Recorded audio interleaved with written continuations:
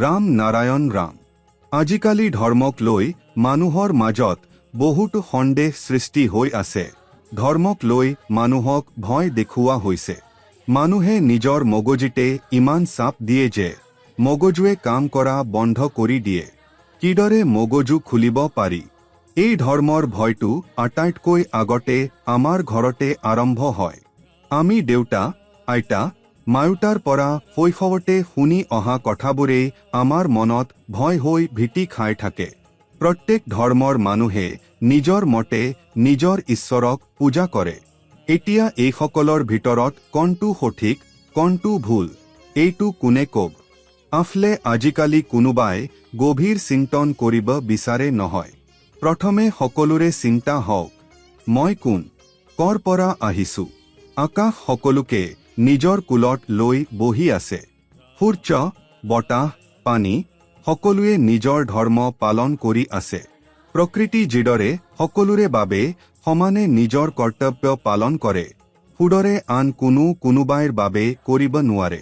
আমি আমাৰ এই কাৰ্যসূচী 19টা ভিন্ন ভাষাত, ভিন্ন দেশত প্ৰচাৰ কৰি থাকো, যাতে আপুনিও আপোনাৰ মতামত, আপোনাৰ কথা আমাৰ সৈতে ভাগ বতৰা কৰিব পাৰে। আমালোকৰ একেটা ধৰ্ম আছে, প্ৰকৃতিৰ ধৰ্ম। কেৱল তাক মানিব লাগে। তাৰ অনুসাৰে জীৱন জীয়াব লাগে। প্ৰকৃতিয়ে আমাক জীৱন দিছে, সকলো দিছে। আমালোকৰ ভিতৰত থকা বুধৰ কণ্ঠ শুনিব লাগে, মানিব লাগে।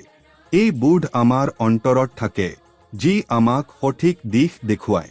যদি আমি আমাৰ অন্তৰ বুধৰ কথা নুশুনো, তেন্তে আমি মোক্ষ লাভ কৰিব নোৱাৰো।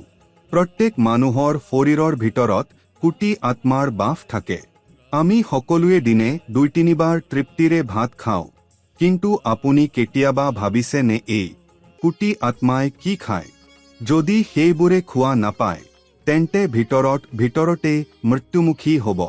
শেষত কি হ'ব? আমাৰ শৰীৰত এই আত্মাসকলৰ শক্তি সকলো শেষ হৈ যাব। আমি নিস্তেজ হৈ পৰিম, মগজু কাম নকৰিব। এইজন্যে আমাৰ জন্মটো বৃথা হ'ব। সেয়ে প্ৰতিটো মানুহে জপ, তপ আৰু ধ্যান, মেডিটেশ্যন কৰিবই লাগিব। যেতিয়া আমি ধ্যান কৰোঁ, আমি ভিতৰত থকা এই কোটি আত্মা এটা স্থানত কেন্দ্ৰীভূত হয় আৰু আমাক শক্তিতে ভৰাই দিয়ে।